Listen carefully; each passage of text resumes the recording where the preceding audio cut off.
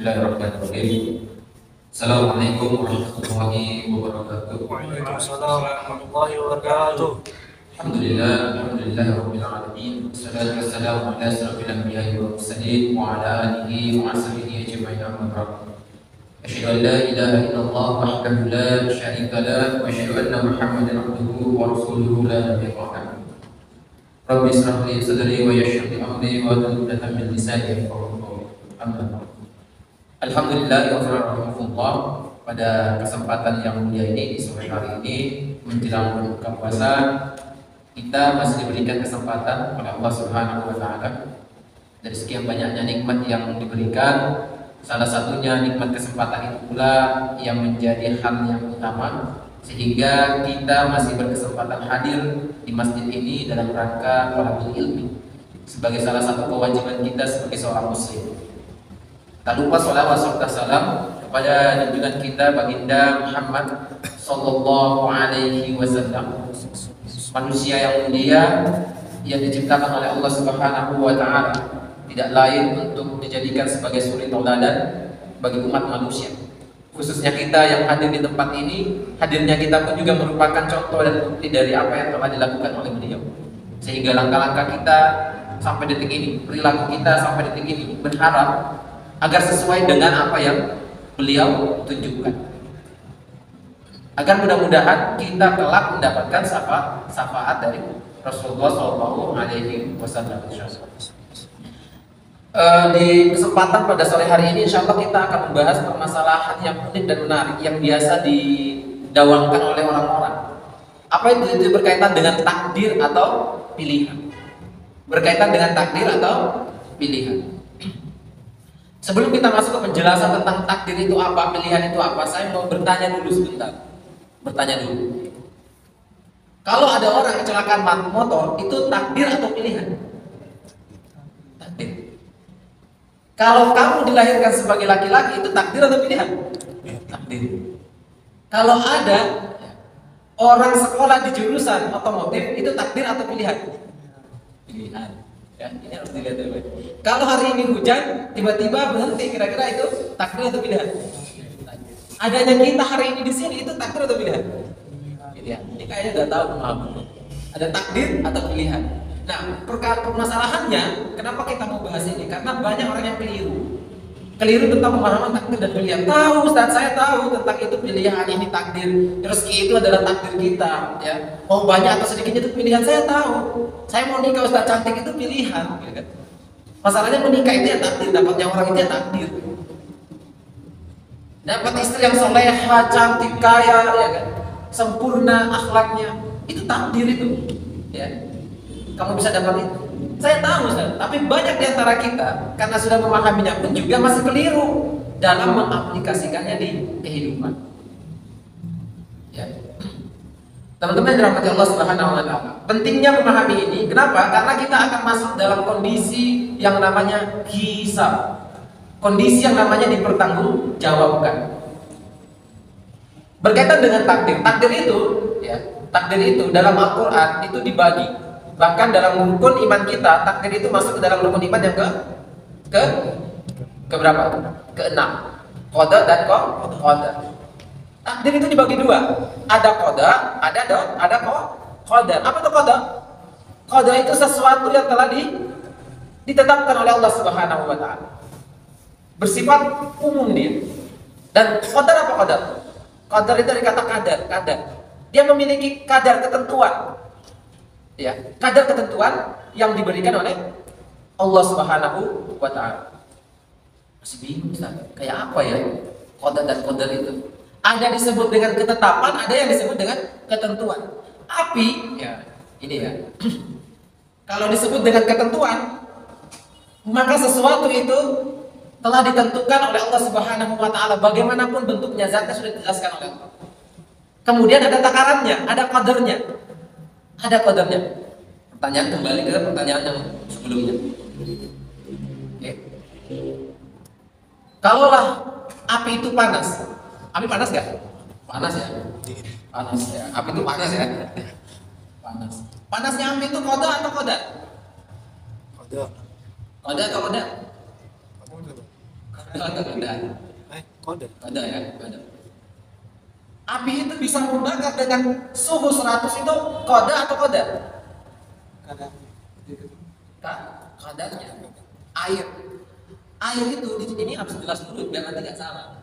Air itu diciptakan bentuknya cair ya. Sesuatu yang terlihat cair kan begitu. Itu kok kode Allah. Allah telah menentukan ini air loh. Ini api. Air itu dingin, api itu panas. Tapi pertanyaannya, air yang bisa memiliki sifat yang membentuk kalau masuk ke gelas, dia berbentuk gelas, mengalir dari tempat yang tinggi turun, itu disebut qada atau qadar? Qadar. Ya, itu disebut dengan ketetapan Allah. Ya. Allah yang ketentuan Allah. Allah yang menentukan kalau dia itu bisa bersifat mengikuti ruang. Allah yang menentukan kalau dia itu bisa dari atas ke bawah. Kalau Allah cabut ketentuan ini, pernah terjadi api dicabut ketentuannya yang tidak panas? Ketika Nabi Ibrahim dibakar, iya benar ya, dibakar kan waktu itu, dimasukkan ke dalam api kemudian dibakar, dingin kan gitu, ya dingin. Kenapa? Karena Allah yang mencabut. Ya, ada nggak air yang melayang? Ada, dicabut ketetapannya. Ya, dibatasi, terbatas dia. Qadar itu gitu, apa qadar itu di situ? Ya, qadar itu di situ. Nah, untuk apa kita membahas ini? Ini adalah semua ini adalah sesuatu yang diciptakan oleh Allah yang tidak bisa kita kendalikan. Tidak bisa dikendalikan, ya. Sedangkan bagian yang bisa dikendalikan itu disebut dengan pilihan. Pilihan, contoh, api itu panas. Tahu udah panas dipakai untuk bakar rumah. Pilihan enggak? Bakar rumah atau bakar daging? Pilihan ya, pilihan. Dipakai masak atau dipakai untuk memasak orang kan gitu. Pilihan, ya itu pilihan. Maka yang diminta pertanggungjawaban itu adalah pilihan dari hal tersebut. Orang kecelakaan, mati, ya. Maut itu pilihan atau bukan? Pilihan atau takdir itu ayat ajal? Takdir. Ada yang kecelakaan, mati. Matinya dia ini karena kecelakaan, takdir atau pilihan? Takdir. Tapi masih banyak orang di luar sana ketika ada yang mati kecelakaan, saya bilang memang dia mau keluar kalau mau mati. Apa mati gitu? Ada nggak bahasa begitu? Dibilang memang minum duduk kopinya baru keluar. Apa mati dibunuh? Ada nggak bahasa begitu? Ada. Kesalahan dalam mengkonsep masalah tentang takdir itu disamakan dengan peristiwa yang terjadi sampai menjadi sebuah akidah yang salah. Muncullah persepsi-persepsi bahwa sesuatu yang terjadi sebelumnya itu berpengaruh terhadap takdirnya. Padahal kalaulah orang yang kecelakaan itu ditakdirkan untuk tidak mati, tidak mati. Faktanya kan ada ya orang kecelakaan tidak mati. Ada. Ya. Ada nggak orang kecelakaan karena mati karena kecelakaan? Banyak. Kenapa? Karena takdirnya itu belum di situ matinya. Contoh, tahu nggak kematian terbesar di dunia itu disebabkan oleh apa? Tahu? Disebabkan oleh serangan jantung. Itu nomor 1 itu. Padahal bukan serangan jantung, akhi. Apa? Waktunya habis, ajal, sudah ajalnya di situ. Tapi dicatat sebagai WHO itu nyatat bahwa kematian tertinggi di dunia itu adalah serangan jantung. Padahal waktunya ajalnya itu habis di situ. Sehingga banyaklah muncul persepsi harus ini makan ini, jangan makan itu, nanti ini, nanti itu. Kenapa? Nanti di step langsung mati nanti. Padahal itu ajalnya sudah habis, bukan karena serangan jantung. Banyak orang yang sakit jantung tapi belum banyak yang mati. Bahkan faktanya orang yang di rumah sakit itu yang kecelakaan tidak semuanya meninggal. Ya. Yang kena serangan jantung tidak semuanya meninggal. Kenapa sih kok penting banget masalah ini? Ini karena masalah qada dan qadar. Jangan sampai nanti kita menyalahkan Allah tentang sesuatu yang itu di dalam kendali kita. Wah, saya mah dilahirkan sebagai orang yang nakal, sudah nakal saya. Dia nggak akan bisa berubah. Nah, sudah dari bayi sudah minum alkohol, dari bayi saya sudah minum pengasih, sudah minum meneguk minuman keras, sudah memang nakal saya. Padahal itu pilihan. Orang ditakdirkan itu untuk hal lahir ke dunia ini, bukan untuk hal yang demikian. Ya. Nah, apa yang ingin disampaikan bahwa sesuatu yang dipilih inilah yang akan nanti melalui proses hisab. Sedangkan yang dikatakan takdir tadi itu nggak ada hisabnya. Kamu mau jadi laki-laki, perempuan, udah nggak usah dipikirkan. Kita maunya itu lahir sebagai anak laki atau anak bugis, nggak usah dipikirkan itu. Nggak ada dosanya, nggak ada dosanya. Yang dipikirkan itu kita ngapain setelah menjadi anak laki-laki atau anak laki atau anak bugis atau agama Islam, kita ngapain? Apa yang kita lakukan? Kebanyakan orang susah untuk menentukan kebahagiaannya karena dia tidak memahami ini. Dia tidak memahami apakah ini takdir atau pilihan. Coba, ada nggak yang mau, atau saya tanya langsung, Ustaz Ramadan, ada nggak kisah yang paling menyedihkan dalam hidupmu? Banyak. Coba jelaskan satu saja kisah itu. Dan kamu masih belum bisa move on dari kisah itu. Apa coba? Saya pernah disepelekan orang lain. Oke. Saya pernah disepelekan akhwat. Kan gitu. Akhi Budi, pernah nggak ada kisah yang paling teringat sampai sekarang dan tidak bisa dilupakan? Tolak. Cewek. Saya pernah apa? Saya pernah diduakan oleh orang lain, ditinggal nikah. Ya. Siapa? Siapa? Akhi apa namanya? Kita siapa? Ariel. Ariel.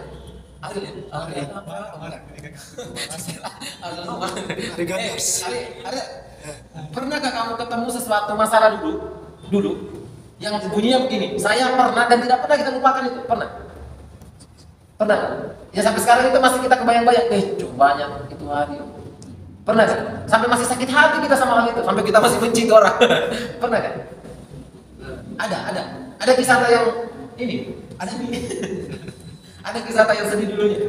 Kita pernah sedih. Nah ini bahagia ini contoh orang bahagia ini, tidak pernah sedih dia. Yang kita pernah kita alami kisah yang sedih. Ada hal yang pernah kita tidak bisa lupakan dari perilakunya orang atau kita sendiri yang kita sesalkan dalam hidup kita. Iya coba apa kira-kira? Saya mau dengar saja. Kita pernah apa begitu?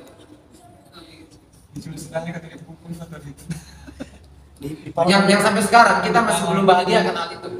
Dibully kan di sekolah.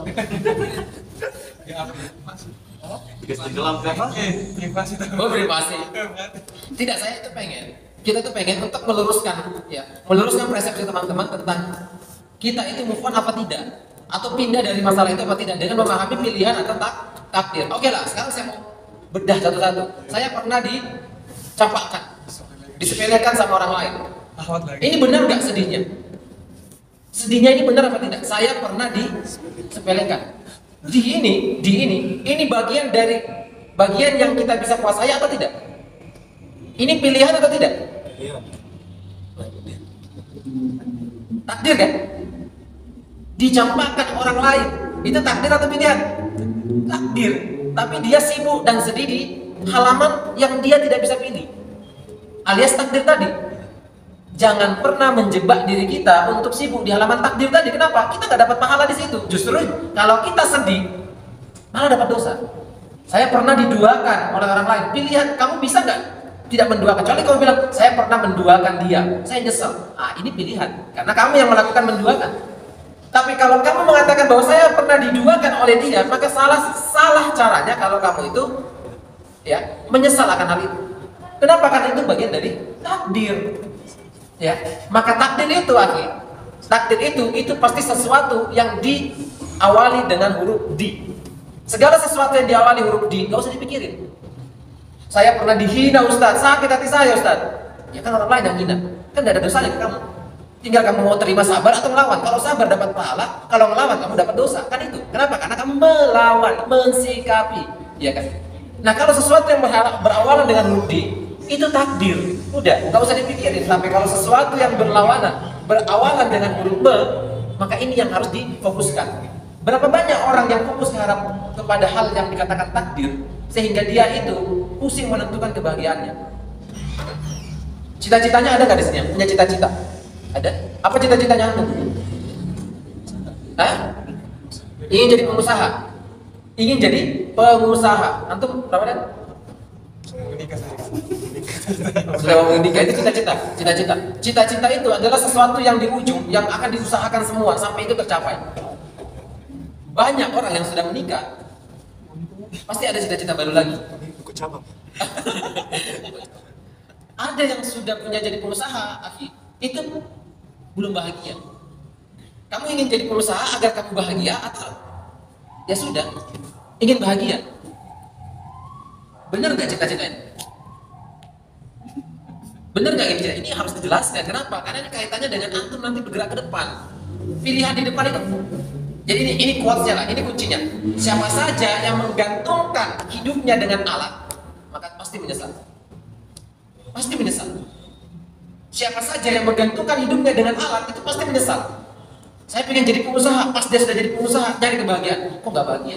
Buktinya ada nggak? Ada. Berapa banyak orang ya, yang sudah jadi pengusaha miliar dan masih bingung cari kebahagiaan. Kenapa? Karena tujuannya salah. Dia diperbudak oleh alat. Alat itu apa? Pengusaha tadi kerja dapat apa? Dapat uang. Uang itu alat. Dan terus bagaimana posisinya kita? Maka sama-sama saya ingin coba meluruskan sama-sama niat kita sehingga kita itu bisa bahagia kapanpun tanpa harus sampai cita-cita dunia itu. Jangan pernah menjadikan alat sebagai cita-cita. Cita-cita utama kita adalah mengharap pahala dari Allah. Mau kerjaannya apapun, ya, mau kerjaannya pengusaha, ya, mau jadi nikah, mau dia itu jadi pedagang, mau jadi ASN, ya. Kalau cita-citanya karena mengharap pahala, yakin dan percaya udah bahagia dia. Dan dia tidak akan pernah sampai itu dapatnya. Kenapa? Kan kita nggak bisa mengukur pahala itu. Pahalanya dibayar di surga. Sehingga kita akan melaksanakan maksimal sesuai dengan perintah Allah, tatanannya dan aturannya. Nggak akan pernah melenceng, nggak akan pernah bermaksiat. Maka kalau mau bahagia dari sekarang itu jangan tunggu, ya, jangan tunggu berumur, jangan tunggu banyak duit, ataupun jangan tunggu cita-cita dunia berlangsung. Kenapa? Kalau mau bahagia cukup tidak usah peduli dengan awalan di. Ya, fokus pada awalan Kalau di itu sesuatu yang sudah ditakdirkan, ya. Saya dicurangi ketika bisnis, sakit lagi hati, ya.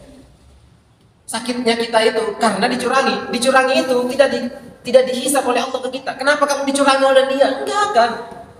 Ada nggak yang gitu? Enggak akan ada. Motor saya dicuri, kenapa motor kamu dicuri? Nggak akan ditanya ke itu sama polisi, ya kan? Polisi datang, kan nggak mungkin itu. Ya. Rumah saya dibakar orang, datang polisi. Kenapa rumah kamu dibakar? Ya nggak tahu. Kenapa dibakar? Saya aja nggak mau dibakar rumah saya. Gitu. Maka kita nggak usah pikirkan sesuatu itu berkaitan dengan di. Kenapa? Di itu sudah diatur sama Allah. Itu sudah di bagian dari urusan kita. Lalu bagaimana dengan kita yang mensikapi? Ya. Maka penyesalan yang terbaik itu ketika kita menyesal harusnya kembali kepada diri kita. Saya menyesal. Mengapa kemarin, ya, waktu bulan Ramadan tahun lalu saya kurang maksimal? Sedih saya. Kenapa? Saya kurang maksimal di bulan tahun lalu. Hari ini saya itu kelepasan nggak baca Quran. Sedih saya. Itu yang harus disesalkan. Bukan malah nyalahin orang lain. Seperti itu. Jadi konsepnya pilihan atau takdir, ya, itu sudah dijelaskan tadi bahwa yang dihisab itu adalah bagian yang kita kuasai. Maka orang kalau sudah tahu tentang apa yang menjadi takdirnya, apa yang menjadi pilihannya, maka nggak usah neko-neko, ya, nggak akan cari-cari yang lain. Berapa orang yang pusing dengan takdirnya, akhirnya hidung yang pesek dimajukan, ya, kulit yang hitam gelap diputih-putihkan, kurang tingginya ditambahkan, dan gitu. Bahkan yang tadinya dia itu ganteng, merasa dia itu cantik, jadi perempuan dia. Ada yang kayak gitu, banyak. Ada yang laki-laki, ada yang perempuan justru berubah menjadi laki-laki. Ada yang kayak gitu, banyak. Salah kayak itu, jelas salah. Kenapa? Takdir dipermasalahkan. Sudah setengah jam, ya. Takdir dipermasalahkan. Jadi kesimpulannya, pembahasan tentang pilihan atau takdir adalah ketentuannya adalah kita mengetahui bahwa takdir itu bagian yang tidak kita bisa jangkau, ya. Sedangkan yang harus kita pikirkan adalah pilihan hidup kita atau bagian yang kita bisa jangkau. Kenapa? Karena hanya itulah yang dihisab oleh Allah Subhanahu wa taala.